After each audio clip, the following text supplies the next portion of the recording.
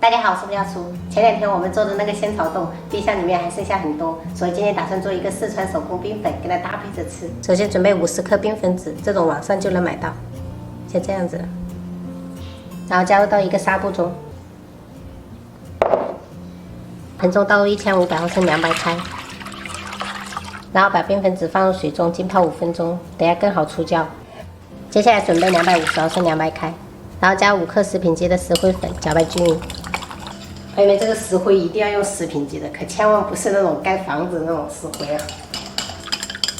像这样彻底搅匀，静置10分钟，让它沉淀。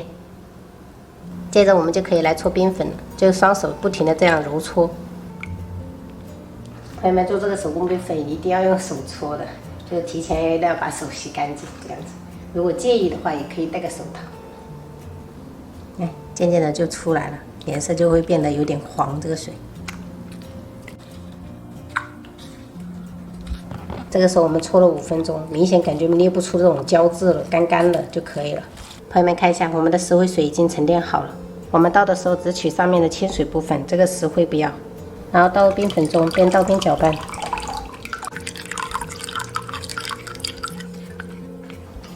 像这样彻底搅匀过后，放冰箱冷藏1个半小时，我们的手工冰粉就做好了，是不是很简单？接下来我们煮3色芋圆，加入1000毫升清水，大火烧开。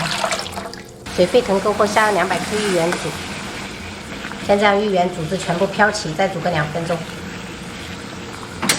好了，关火，再给它盖上盖子焖2分钟。然后焖好过后，把芋圆放到200开里面，这样子会更 Q 弹。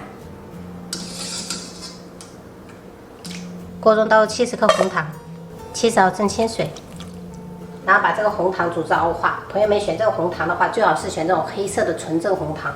不要选那种赤砂糖，做出来颜色不够深，而且也不够浓郁。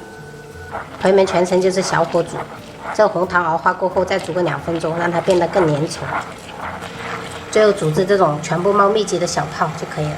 关火，倒碗中备用。现在我们这个冰粉已经凝固好了，咚咚的。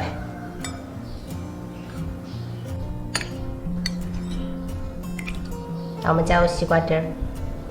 红心火龙果、仙草冻、3色芋圆，再来1勺花生碎，来1勺灵魂红糖水。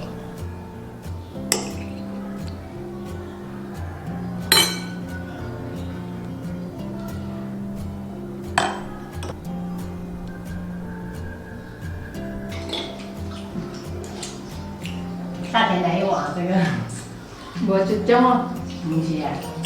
我说夏天林志忠啊，然后去村口卖，去村口卖。村口卤猪了，卤猪是这种哦，来给人家抢生意。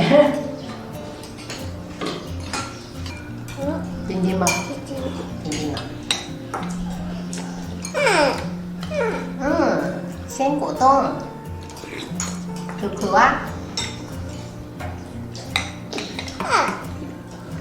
妈妈，我 QQ 对，妈妈，鲜果冻。我加了这么多西瓜。这个冰粉是妈妈家乡的特色小吃。好吃。夏天吃这种真的太爽了。妈妈，等有机会我带你去四川吃这种冰粉，好不好？还有娘家。太好吃了。